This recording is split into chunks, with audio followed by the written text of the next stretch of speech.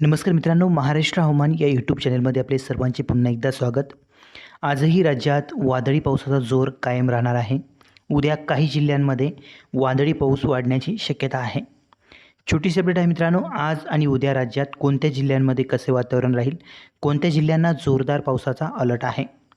इकडं कोकण विभागापासून तर इकडं गोवा, केरळ, त्याचबरोबर आंध्र प्रदेश, कर्नाटक या भागावर हवेचे कमी दाबाचे क्षेत्र सक्रिय आहे. महाराष्ट्राच्या दक्षिण परिसरावर देखील या हवेचा कमी दाबाचा प्रभाव आहे. आज मित्रांनो 17 मे आज राज्यातील काही जिल्ह्यांना जोरदार पावसाचा ऑरेंज अलर्ट आहे, तर काही भागांमध्ये गारपीट देखील होण्याची शक्यता आहे.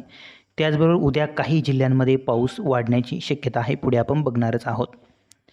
आज दुपारी आणि दुपारनंतर मुख्यत्वे करून कोकण विभागामध्ये पावसाला पोषक वातावरण निर्माण होताना बघायला मिळेल. त्यामध्ये दक्षिण कोकण आणि आसपासच्या परिसरावर बऱ्याच ठिकाणी पावसासाठी पोषक वातावरण निर्माण होताना बघायला मिळेल. ठिकठिकाणी मध्यम तर काही ठिकाणी जोरदार पावसाची शक्यता आहे.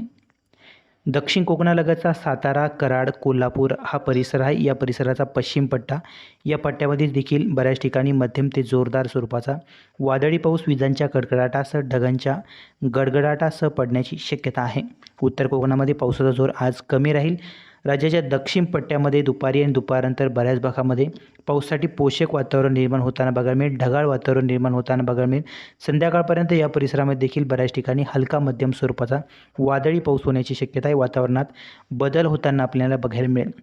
संध्याकाळपर्यंत रात्रीपर्यंत जबरदस्त पाऊस राजापूर, इकडं कुंकवेश्वर, फोंडा, गारगोटी, कोल्हापूरचा आसपासचा परिसर, कोडोली, इस्लामपूर, सांगलीचा पश्चिम पट्टा या परिसरामध्ये बऱ्याच ठिकाणी मध्यम तर जोरदार पावसाची शक्यता आहे. ठिकठिकाणी वादळी जोरदार पाऊस होण्याची शक्यता आहे. गोरेगाव, खोपोली, दापोली या परिसरामध्ये ठिकठिकाणी हलक्या मध्यम पावसाची शक्यता आहे. पुण्याच्या पश्चिम पट्ट्यामध्ये ठिकठिकाणी हलक्या स्वरूपाचा पाऊस आपल्याला बघायला मिळू शकतो.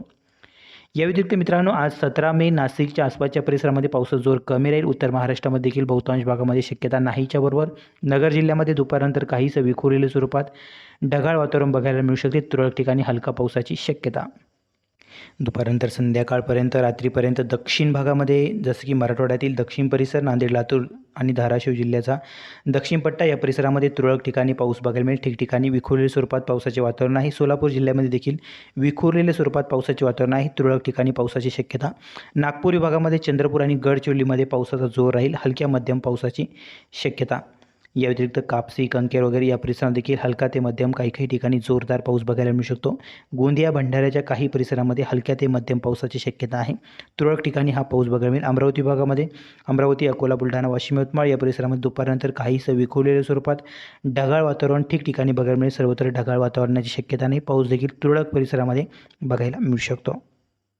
या दरम्यान मित्रांनो रात्री मध्यरात्री देखील पावसाचा जोर आहे तो काही भागांमध्ये कायम राहील. रात्री आणि मध्यरात्री दक्षिण परिसरामध्ये पावसाचा अलर्ट असणार आहे. त्यामध्ये सांगली, सातारा आणि पुण्याच्या तुरळक परिसरामध्ये रात्री मध्यरात्री देखील काही ठिकाणी हलका मध्यम पाऊस बघायला मिळेल.